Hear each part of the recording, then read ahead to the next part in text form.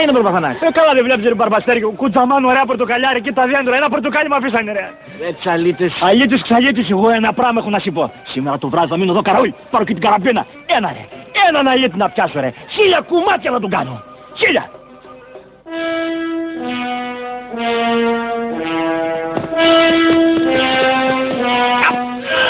Άρε τώρα που σε έπιασα απ' τα τέτοια ρε Ζαγάρ, τώρα ρε θα τα πεις όλα ρε. Λέγει ρε ποιος εσύ που μου καταστρέφεις του ποιος λέγει.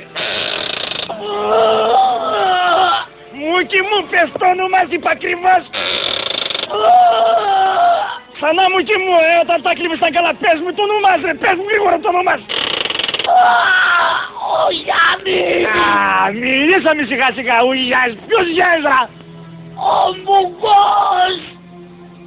Αμάν.